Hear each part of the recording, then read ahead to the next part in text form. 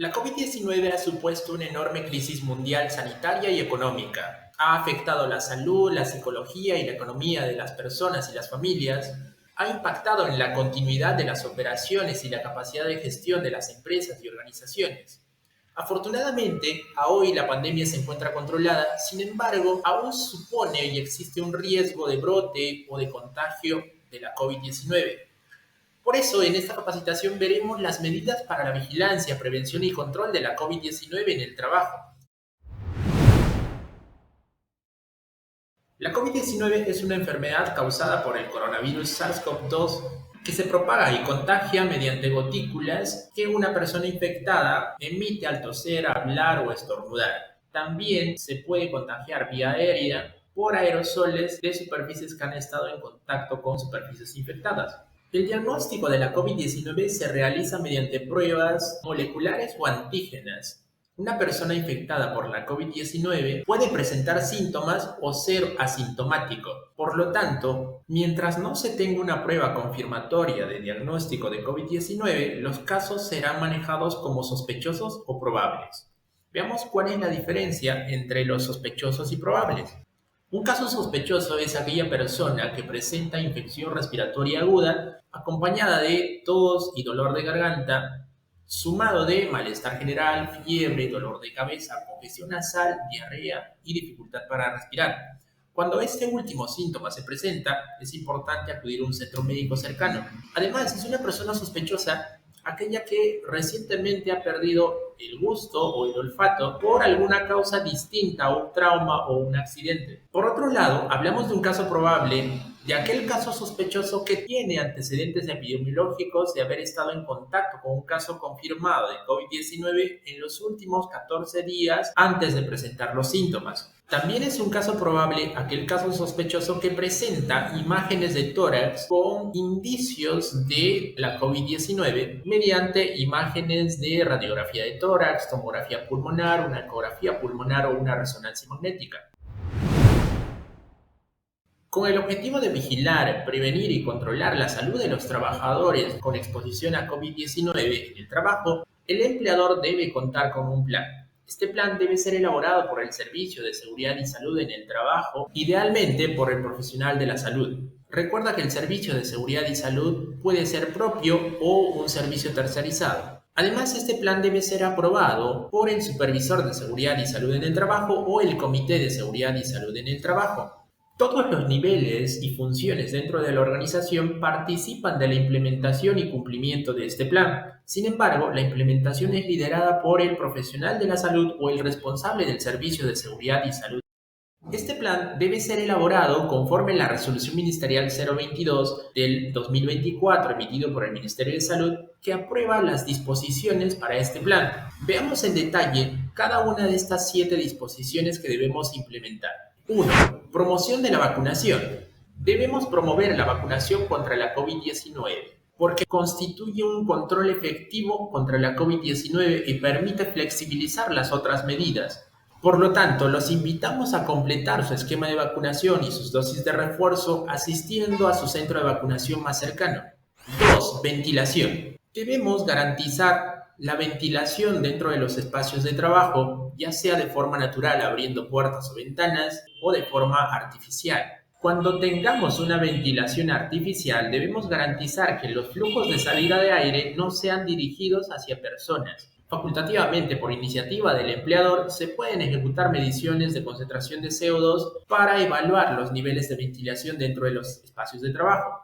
3. Evaluación del nivel de riesgo y valoración de la aptitud previo a la reincorporación de los trabajadores. Para garantizar esta disposición, primero debemos categorizar los puestos de trabajo conforme el nivel de riesgo de exposición a COVID-19. Existen 4 categorías de niveles de riesgo: nivel de riesgo bajo, mediano, alto y muy alto. La mayoría de las empresas realizan actividades con niveles de riesgo bajos o medianos. En el nivel de riesgo bajo se encuentran los puestos de trabajo que no están en contacto con personas sospechosas o confirmadas de COVID-19 y además no están en contacto cercano y frecuente con el público en general.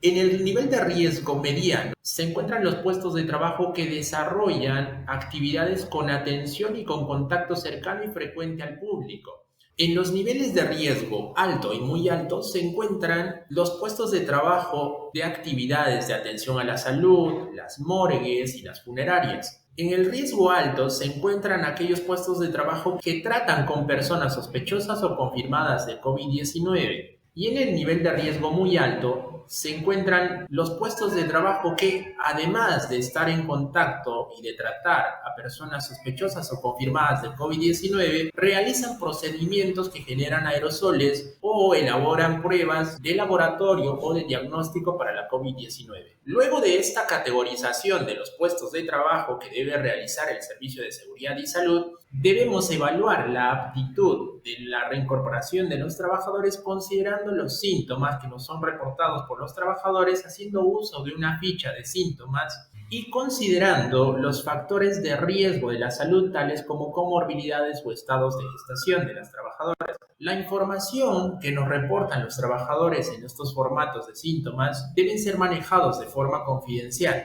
Además, las pruebas para la COVID-19 son indicadas únicamente por el profesional de la salud del Servicio de Seguridad y Salud y no deben ser usadas para dar de alta a un trabajador. Si un trabajador se encuentra en aislamiento como un caso sospechoso o confirmado de COVID-19, el profesional de la salud del Servicio de Seguridad y Salud en el Trabajo debe hacer un seguimiento clínico remoto, reportando mediante el formato F300 del SIS-COVID. Además, la persona que se encuentra en aislamiento debe cumplir con los protocolos de bioseguridad, tales como el uso de mascarilla, el uso de pañuelo al toser o estornudar, y desechar estos pañuelos en los dispositivos para su almacenamiento y desecho correcto, además del lavado frecuente de manos y de aquellas superficies en las que haya estado en contacto. Durante el tiempo de aislamiento, el trabajador debe seguir las prescripciones que haya dado el médico tratante. El tiempo que dure el descanso médico será conforme lo establecido por el médico tratante conforme cada caso.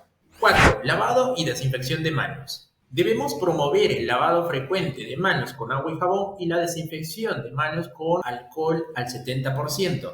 En los puntos de lavado o desinfección de manos debemos colocar un cartel con el instructivo para el correcto lavado y desinfección de manos. 5. La sensibilización de la prevención del contagio por la COVID-19. Debemos participar de nuestros procesos de capacitación y en estas capacitaciones se debe resaltar la importancia de la vacunación y el reporte temprano de los síntomas. Recuerda, los síntomas que debe reportar es la presencia de una infección respiratoria aguda en presencia de tos o dolor de garganta acompañada de malestar general, fiebre, dolor de cabeza, congestión nasal, diarrea o dificultad para respirar. Además, puede presentarse el síntoma de una pérdida reciente del gusto o del olfato. Estos síntomas deben ser reportados a tu jefe inmediato mediante la ficha de síntomas para la posterior valoración por el profesional de la salud. 6. Medidas preventivas de aplicación colectiva. Debemos garantizar el cumplimiento del aforo en las reuniones y la protección a aquellos trabajadores con factores de riesgo, tales como aquellos que presentan comorbilidades o las trabajadoras gestantes o aquellas que acaban de dar a luz. Los días de descanso pre y postnatal no deberían ser postergados. Por otro lado, se debe garantizar que la gestión de los contratistas también cumpla con tener un plan para la vigilancia, prevención y control y además cumpla con los protocolos establecidos. Por último, como séptima disposición, debemos garantizar las medidas de protección personal. Los equipos de protección personal para la COVID-19 que debes usar serán indicados por el Servicio de Seguridad y Salud en el Trabajo conforme el nivel de riesgo de exposición a COVID de tu puesto de trabajo. Dado que la mayoría de las empresas no desarrollan actividades en el sector salud, morgues o funerarias, no será necesario el uso de algún equipo de protección personal específico para la COVID-19, salvo para aquellos trabajadores que presentan signos de una enfermedad respiratoria, en cuyo caso se debe hacer uso de una mascarilla quirúrgica. Además de las 7 disposiciones previas comentadas, es importante reconocer que cualquiera de nosotros puede enfermar de la COVID-19. Por lo tanto, mientras nos encontremos en una etapa de aislamiento, es importante recordar que esta etapa es para proteger tanto tu salud como la de los otros. Durante el tiempo de aislamiento evita aislarte de forma emocional y mantén contacto virtual con familiares y amigos. No abandones tus hábitos de higiene y de sueño, mantente informado de fuentes confiables y evita cualquier acto de acoso, discriminación o estigmatización por la COVID-19.